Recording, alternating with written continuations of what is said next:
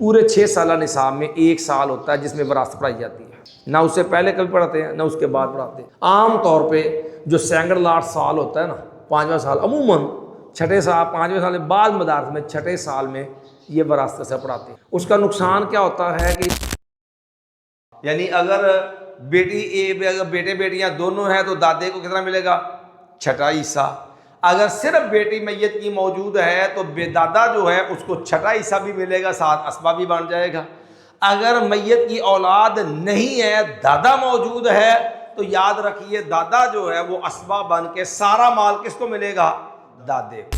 ہاں، بیٹیاں 2 یا 2 سے زائد ہوں تو پوتی جو ہے وہ محروم ہو جائے گی۔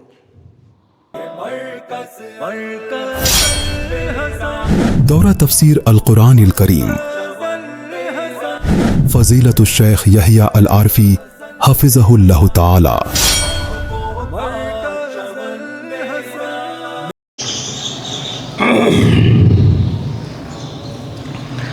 ہمارا سب سے پہلا سبق ہے علم المیراث، علم الفرائض کا۔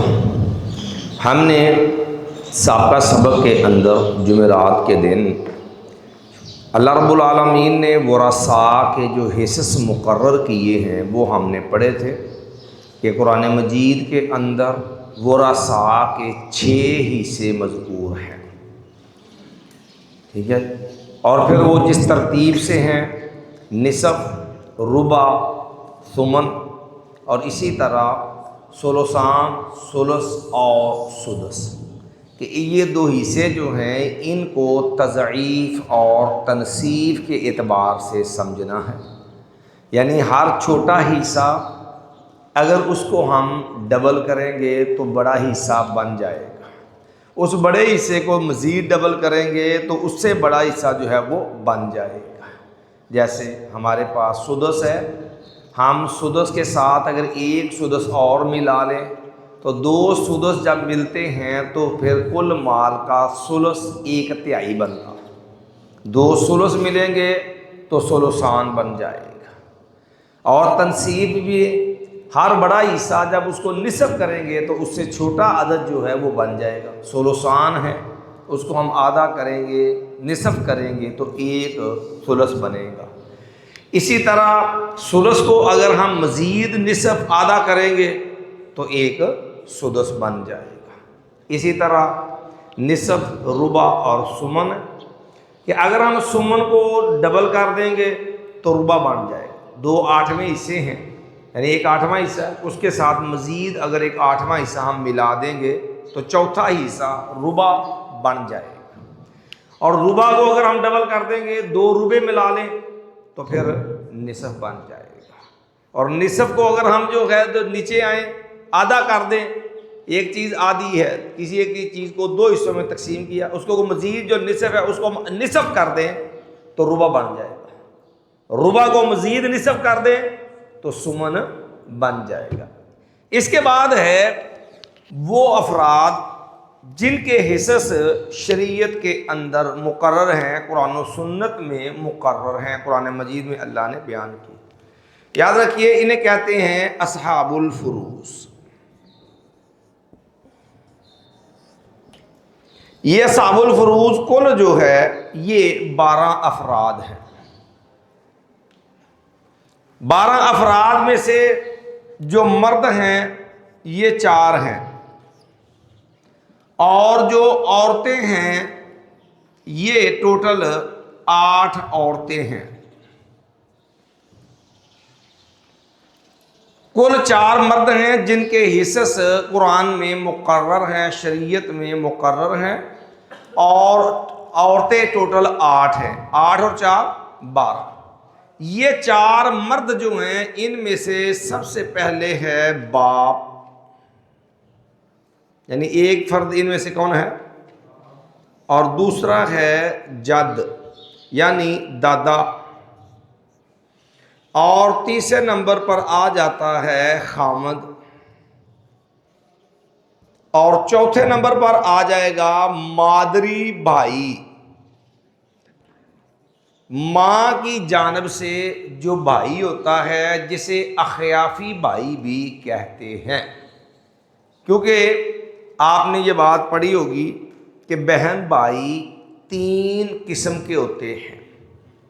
ایک ہوتے ہیں عینی حقیقی، یعنی ایسے بہن بھائی جو دونوں جو سب ایک ہی ماں باپ کی اولاد ہوں، یہ عینی اور حقیقی بہن بھائی ہوتے ہیں.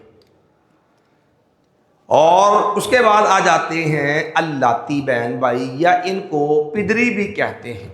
اللاتی یا پدری، باپ کی طرف سے بہن بھائی.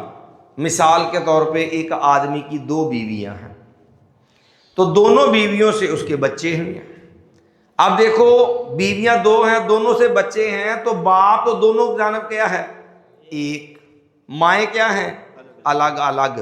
تو ایک باپ کی جو مختلف عورتوں سے اولاد ہوتی ہے، وہ اولاد آپس کے اندر ماں جو ہے وہ پدری بہن بھائی کہلاتے ہیں، جنہیں اللاتی بھی کہا جاتا ہے، کہ باپ ان کا ایک ہے، مائیں ان کی الگ الگ ہیں. جیسے رسول اللہ صلی اللہ علیہ وسلم نے ایک موقع پہ ایک بات سمجھائی نا، آپ نحن بنو اللات، ہم انبیاء اللاتی ماؤں کے بیٹے ہیں، ہم اللاتی بھائی ہیں سارے. کیوں؟ ہمارا دین ایک ہے، شریعت ہماری الگ الگ ہیں. آگے ہر امت کے اعتبار سے جو احکام ملے وہ الگ الگ ہیں، لیکن بنیادی اصول قواعد سارے جو ہے وہ تمام انبیاء میں جو چیزیں عبادات جو احکام مشترک تھے وہ جو ہیں دین کہلاتا ہے. ہر نبی کو اس کی امت کے اعتبار سے جو احکام مختلف ملتے ہیں وہ شریعت کہلاتے ہیں. لیکن یہ دین اور شریعت کا فرق وہاں پر ہوگا جہاں دین اور شریعت دونوں لفظ مد مقابل استعمال ہوں گے، وگرنہ دین بول کے شریعت مراد ہوتی ہے، شریعت بولو دین مراد، یہ مترادف بھی استعمال ہوتے ہیں. ٹھیک ہے. بالکل اسی طرح جیسے آپ جو ہے اسلام اور ایمان جو ہے، اب یہ اصل میں ہر مسلمان مومن ہوتا ہے، ہر مومن مسلمان ہوتا ہے. ٹھیک ہے. یہ دونوں ایک ہی بندے کے وصف ہیں جو اللہ اس کے رسول صلی اللہ علیہ وسلم کو ماننے والا دین اسلام کا پیروکار ہے. لیکن جس وقت جو ہے یہ دونوں لفظ مد مقابل استعمال ہوں تو پھر جو ہے وہ اسلام اور ایمان میں فرق ہوتا ہے. جیسے آپ نے سورہ حجرات میں پڑھا ہے، قالت الاعراب آمنا قل لم تؤمنوا ولکن قولوا اسلمنا، کہ اعرابی لوگوں نے کہا ہم ایمان لے آئے ہیں. تو نے کہا تم یہ نہ کہو کہ تم ایمان ہے، تم یہ کہو کہ ہم مسلمان ہو گئے ہیں. ظاہری ارکان، ظاہری معاملات، نماز روزہ حج زکوٰۃ، دین کے ظاہری اعمال، ان پہ عمل پیرا ہونا یہ اسلام ہے. اور عقائد میں رسوخیت، دین میں پختگی جو ہوتی ہے یہ ایمان ہے.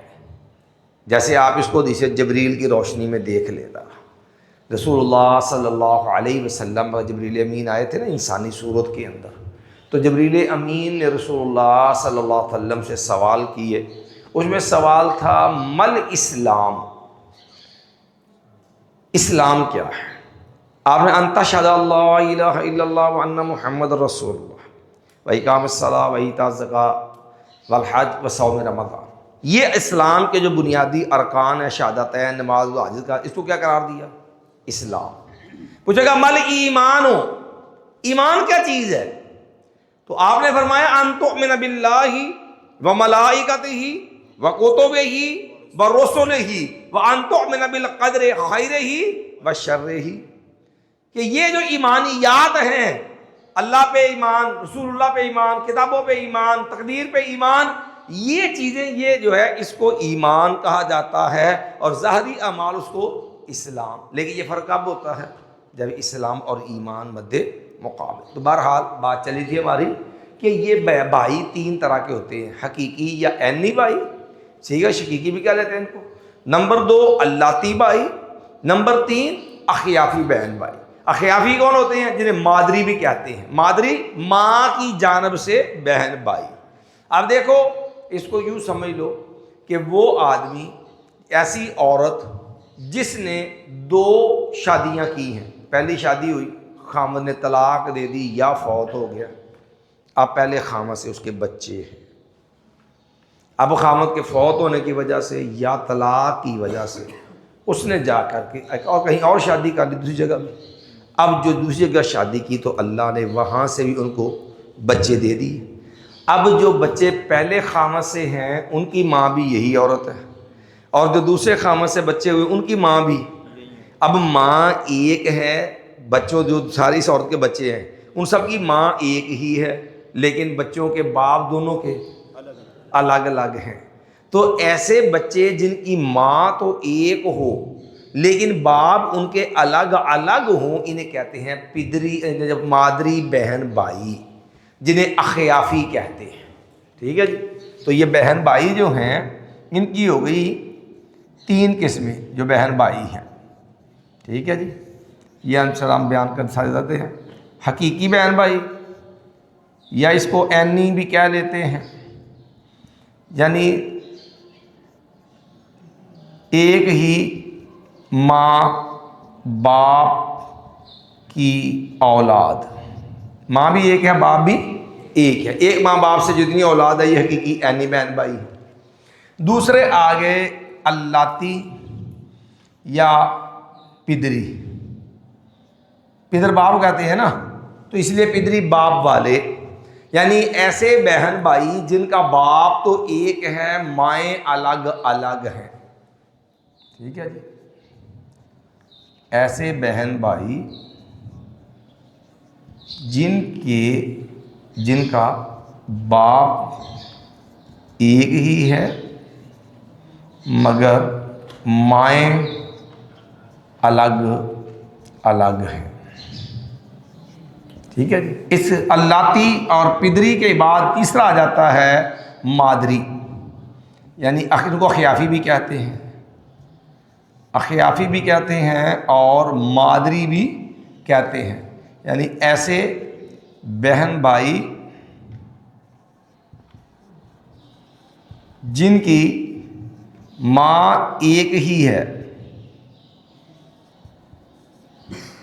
مگر ان کے باپ الگ الگ ہیں. ٹھیک ہے جی. تو یہ 3 ہی صورتیں ہوتی ہیں بہن بھائیوں کی، حقیقی، پدری، مادری. اچھا، اصحاب الفروض میں صرف مادری بہن بھائی آئیں گے. یہ مادری بھائی جو ہے مردوں میں 4 پورے ہو گئے، اور پھر اس کے بعد عورتیں ہیں ٹوٹل 8 جن کے حصص جو ہے وہ شریعت کے اندر مقرر ہیں. سب سے نمبر 1 ماں، ماں کے بعد دوسرے نمبر پر آ گئی جدہ. یہ دادی اور نانی دونوں کو کہا جاتا ہے، یہ دونوں ہی، یہ ایک ہو تو تب بھی اس کے لیے 6واں حصہ ہوتا ہے. دونوں اگر اکٹھی ہوں تو اسی 6 کے اندر یہ 6 حصے میں شریک ہوتی ہیں. ٹھیک ہے جی. دادی اور نانی. ٹھیک ہے. پھر اس کے بعد بتاتے ہیں اس کے لیے ایک لفظ لکھا جاتا ہے سہیہ. سیاح کا مطلب ہوتا ہے کہ جب اس دادی یا نانی کی میت کی نسبت کرتے ہیں تو درمیان میں مذکر کا واسطہ نہیں آنا چاہیے. مثال کے طور پر باپ کی ماں کیا ہوتی ہے؟ دادی. اب جو ہے اوپر جتنا جو ہے نا باپ کی ماں کی ماں کی ماں کی ماں، دادی پڑدادی، اوپر جو ہے چلتے جائیں، تو یہ جو ہے اسے کہتے ہیں جدہ صحیحہ. اگر درمیان میں مذکر کا واسطہ آ جائے، مطلب باپ کی ماں کی باپ کی ماں، درمیان مذکر آ جائے تو اسے کہتے ہیں پھر جدہ فاسدہ. وارث بنے گی کون؟ جدہ صحیحہ، دادی اور نانی. نمبر 3 بیوی. نمبر 4 اس پہ آ جائے گی بیٹی. نمبر 5 اس پہ آ جائے گی پوتی. نمبر 6 بہن کی تینوں قسمیں، حقیقی بہن. نمبر 7 پدری بہن، اور نمبر 8 مادری بہن. لو جی. پورے ہو گئے 10؟ یہ ٹوٹل 12 افراد ہیں جن کے شریعت کے اندر حصص حصے مقرر ہیں. 6 حصے ہیں اور یہ 12 افراد ہیں جنہیں اصحاب الفروض کہا جاتا ہے. اور یہ 12 افراد جو ہیں ان میں سے 4 مرد ہیں اور 8 عورتیں ہیں. اب دیکھیے یہ باپ ہے. ہم نے پڑھا جب قرآن مجید کی آیت پڑھی تو باپ جو ہے اس کی ٹوٹل حالتیں آتی ہیں 3. نمبر 1 باپ کے لیے 1/6 یعنی سدس. اگر میت کی اولاد ہے بیٹے اور بیٹیاں تو باپ کو کتنا ملے گا؟ وَلِأَبَوَيْهِ لِكُلِّ وَاحِدٍ مِّنْهُمَا السُّدُسُ إِن كَانَ لَهُ وَلَدٌ. اگر جو ہے میت کی اولاد ہے اور مرنے والے کا باپ ماں زندہ ہیں تو ان کو کتنا ملے گا؟ 6واں حصہ. باپ ہے تو اسے بھی 6واں حصہ اور ماں ہے تو اسے بھی 6واں حصہ ہی ملے گا.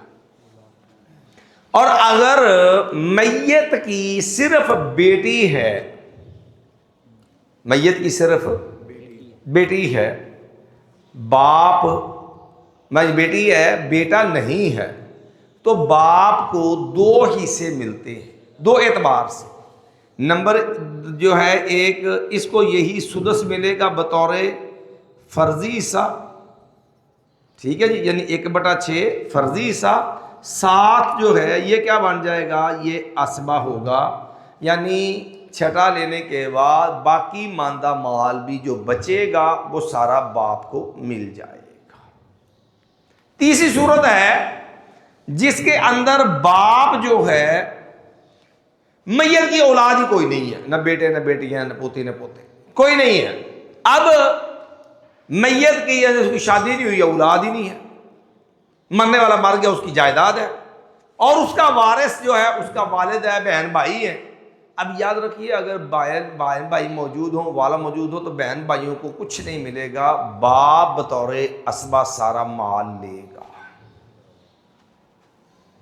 تو یہ جو ہے باپ صرف عصبہ، یعنی یہاں 2 حصے تھے اس صورت میں، تو گویا کہ باپ کی اور کتنی حالتیں ہو گئیں؟ 3 ہو گئیں. دادا، جد صحیح، باپ کے باپ کا باپ.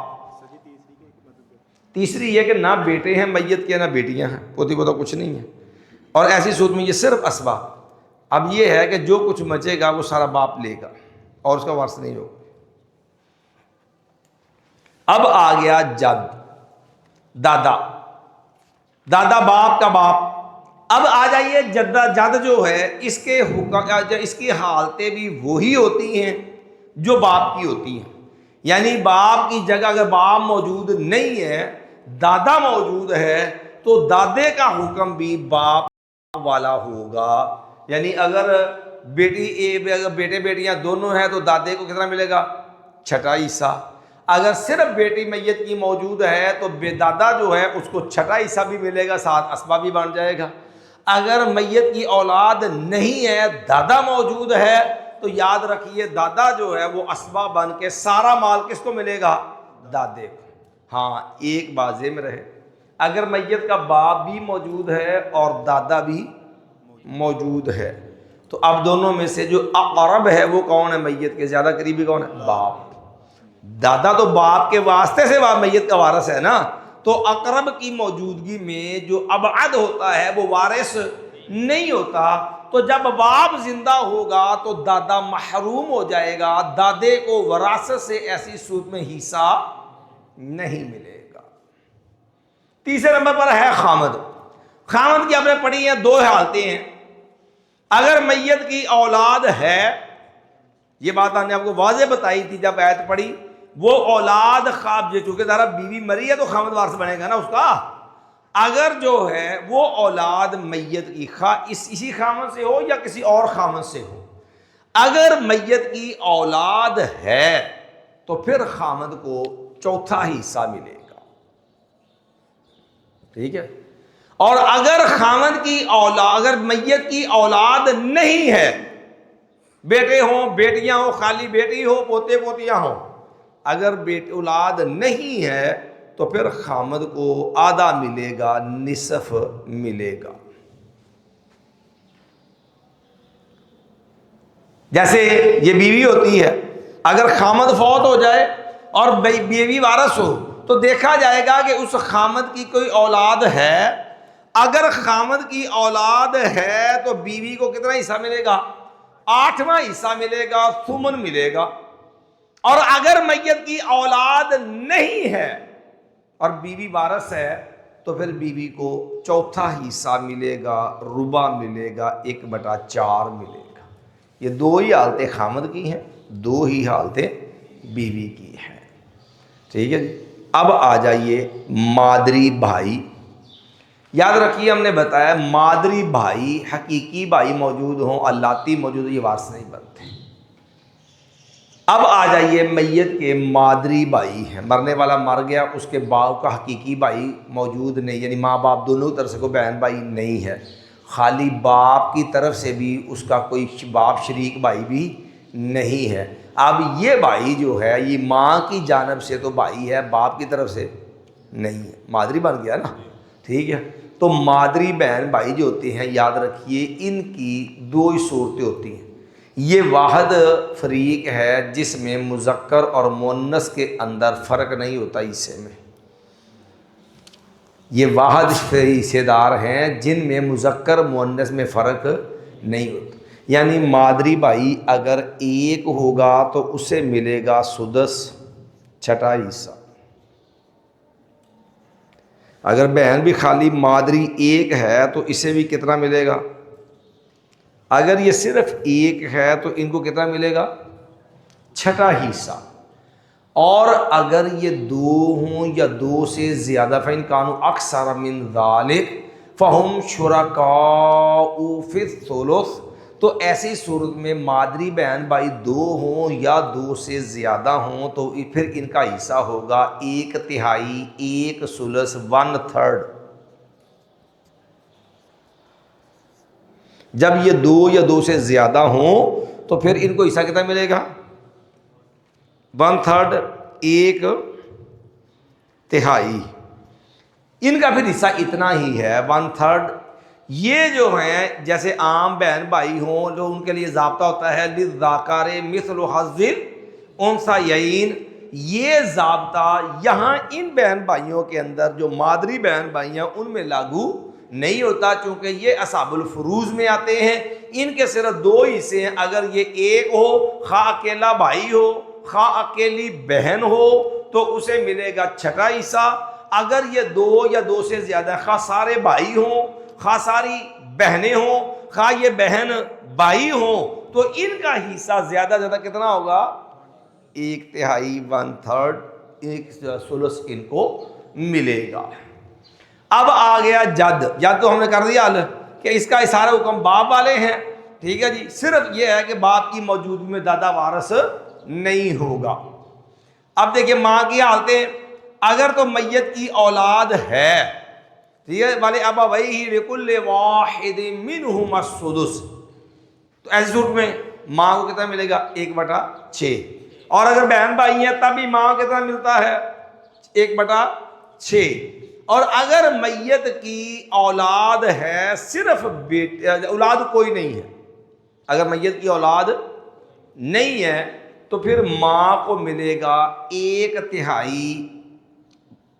جب میت کی اولاد نہیں ہے اور میت کی ماں زندہ ہے اور ماں وارث بنتی ہے تو ماں کو ملے گا کتنا؟ 1/3۔ ٹھیک ہے، دو صورتوں میں جو ہے وہ صرف چھٹا حصہ ہے، بہن بھائی ہیں میت کے تب بھی ماں کو چھٹا حصہ، اگر بے اولاد ہے تب بھی ماں کو چھٹا حصہ، اور تیسری صورت ہے 1/3۔ لیکن یہ ثلث ملے گا جب میت کی اولاد نہیں ہے۔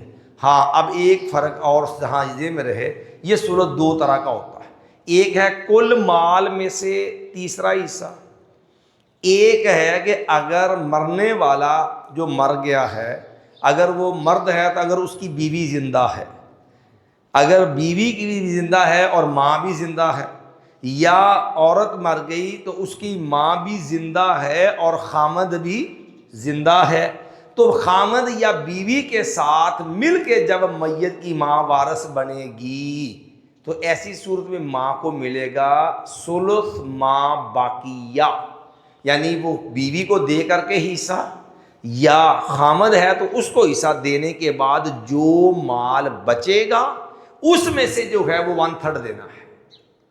ثلث ما باقیہ کسے کہتے ہیں کہ اس میت کے وارث کو اگر وہ مرد ہے یا عورت، خامد ہے یا بیوی، اس کو دینے کے بعد جو باقی بچے گا وہ ماں کو دیا جائے گا، یعنی ثلث ما باقیہ۔ اب آ گئی جدہ، دادی اور نانی۔ سیہ گھر میں دادی ماں کی ماں کی ماں کی ماں، ٹھیک ہے جی، یہ نانی ہے اور جدہ سیہ ہے۔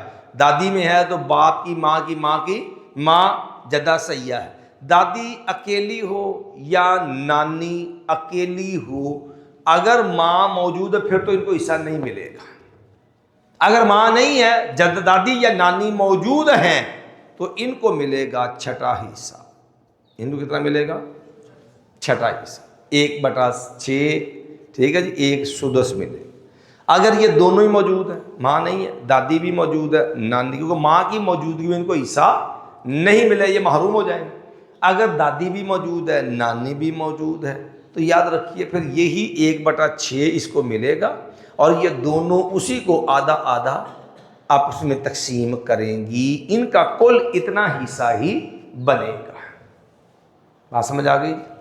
اب آ جائیے بیٹی پہ، آ جائیے بیٹی۔ قرآن نے اللہ نے واضح کہا ان کانت واحدۃ فلہا النصف، اگر میت کی صرف ایک بیٹی ہی ہے تو 1/2 نصف کس کو مل گیا؟ بیٹی کو۔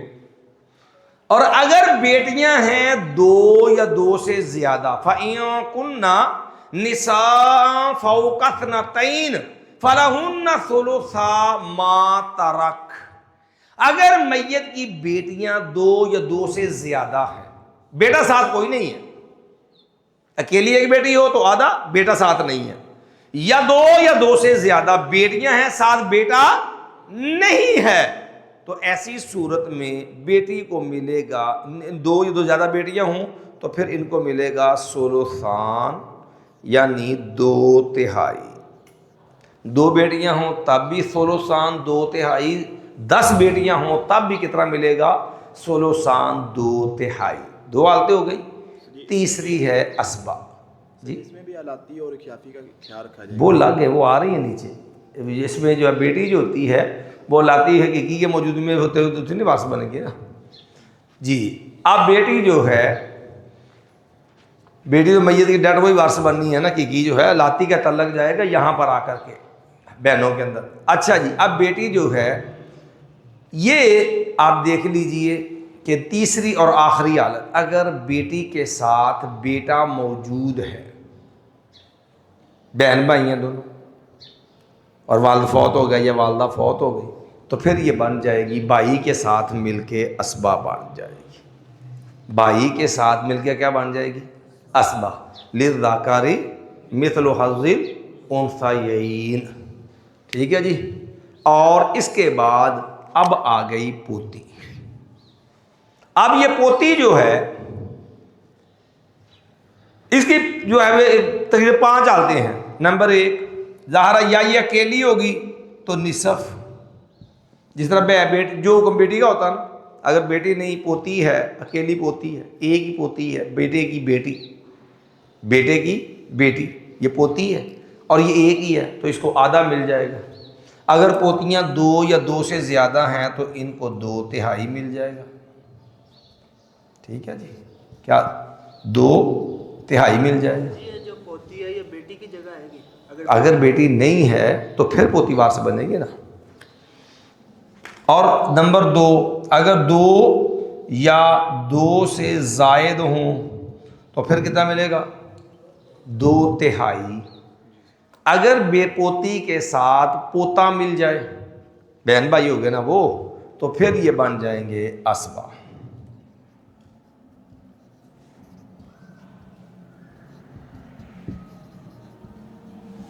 ٹھیک ہے جی۔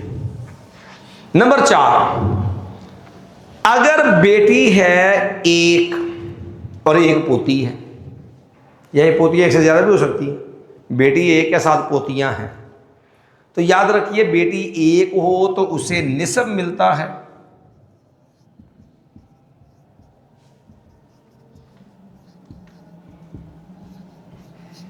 پھر اس کو ملے گا سدس چھٹا حصہ، یعنی ایک بیٹی ہے میت کی اور ایک پوتی ہے، تو یہ سدس کے نصف کے ساتھ جب سدس مل جائے گا تو یہ بن جائے گا 2/3 تکملۃ للثلثین، یوں کہہ لو میت کے پاس 6 روپے تھے مرنے والے، اب ایک بیٹی ہے، دیکھو اس کو ایک بیٹی ہو تو اس کو آدھا ملتا ہے، اور 2 ہو تو کتنا ملتا ہے؟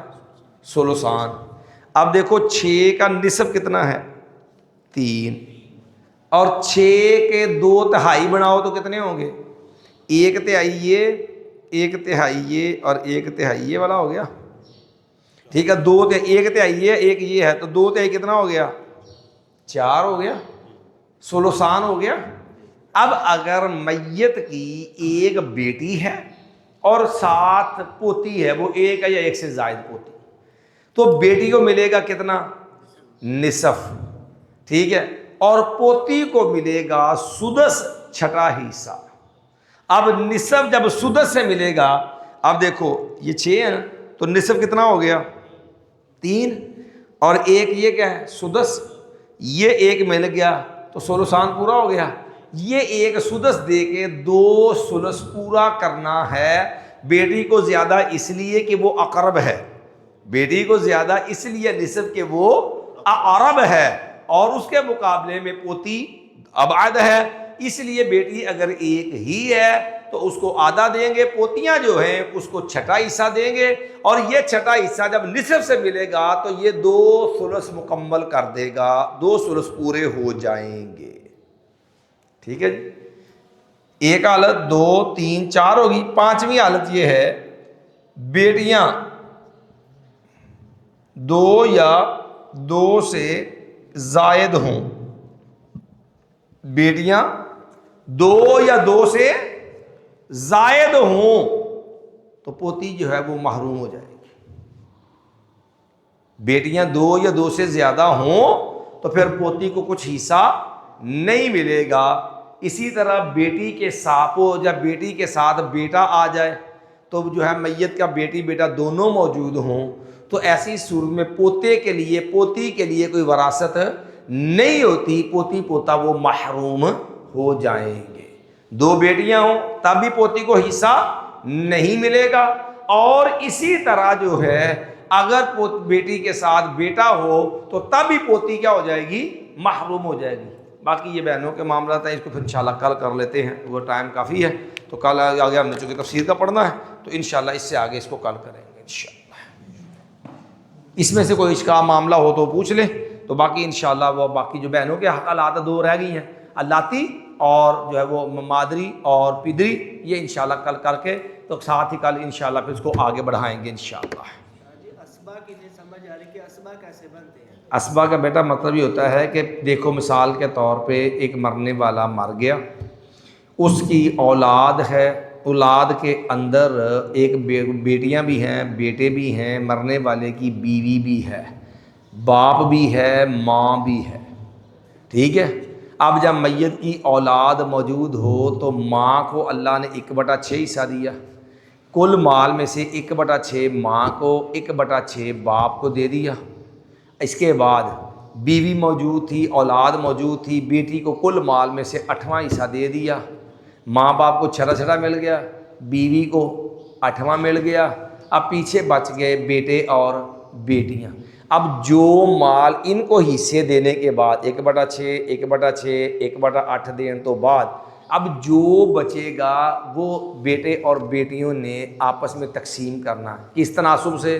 للذکر مثل حظ الانثیین۔ تو اب یہ جو بیٹا ہے، بیٹے اور بیٹے، یہ اسبا ہیں، یعنی اصحاب الفروض جن کے حصے شریعت میں طے ہیں، مقرر، ان کو پہلے دینا ہے، ان کو دینے کے بعد باقی ماندہ مال جن ورثاء کو ملتا ہے ان کو اسبا کہتے ہیں۔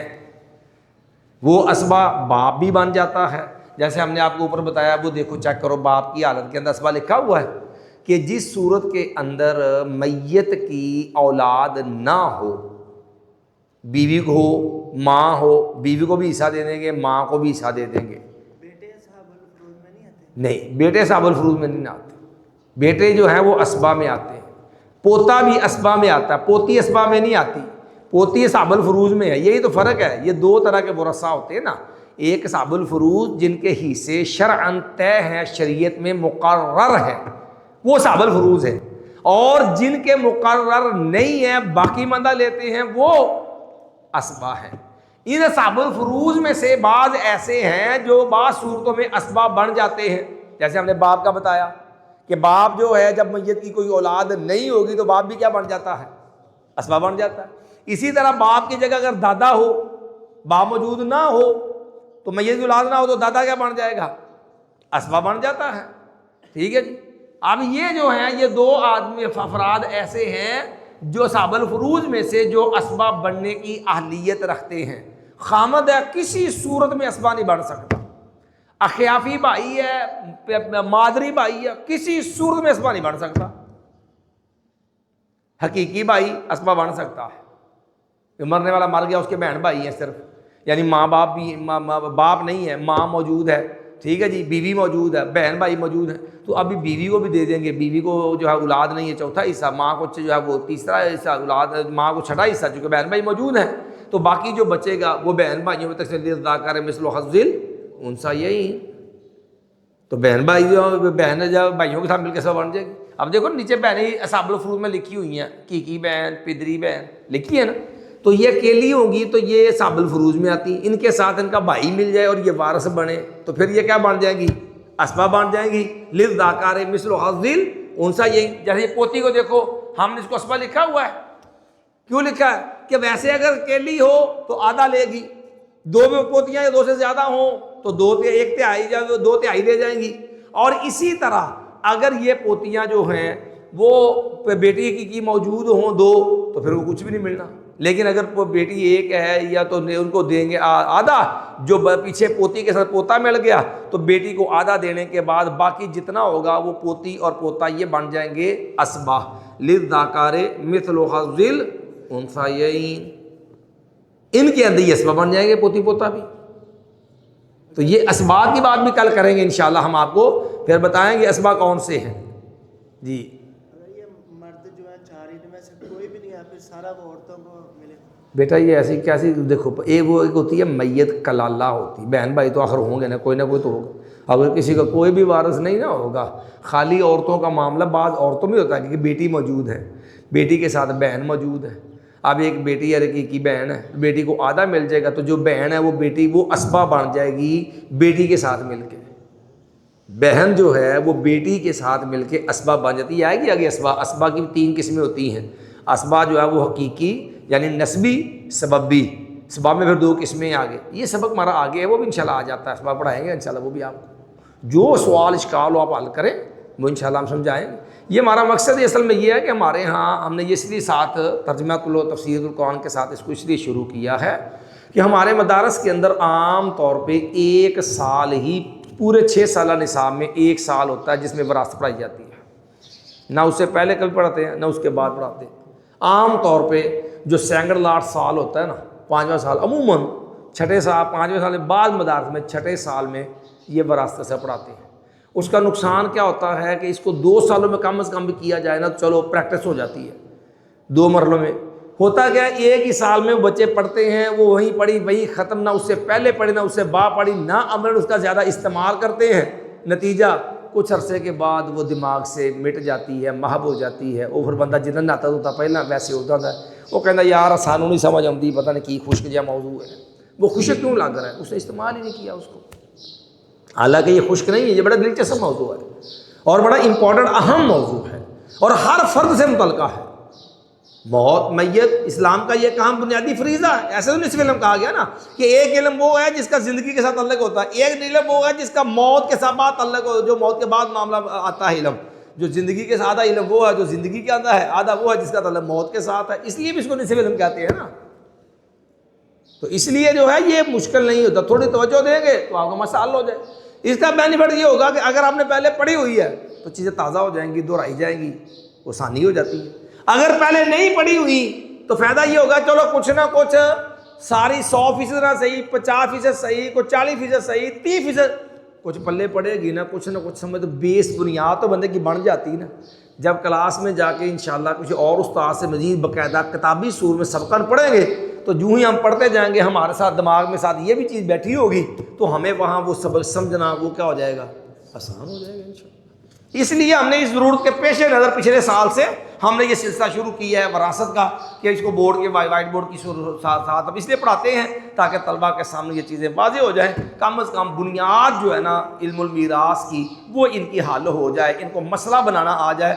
وہ بھی انشاءاللہ ہم آپ کو مسئلہ بنانا بھی سارا سکھائیں گے، اس کی مثالیں بھی کچھ کروائیں گے تاکہ بنیادی موٹا موٹا مسئلہ آپ کا حل ہو جائے۔ پھر تھوڑی سی محنت کے بعد آپ انشاءاللہ جب اس پہ دلچسپی رکھیں گے، مہارت کر لیں، کوشش کریں گے، انشاءاللہ آپ اس مسئلے کے اندر وقت کے ساتھ ساتھ مہارت حاصل کر جائیں گے، ماہر ہو جائیں گے، انشاءاللہ پریشانی نہیں ہوگی۔ چلیے جی پڑھیے جی، ہم تفسیر کا شروع کریں جی۔ ہاں ہمارا سبق اس دفعہ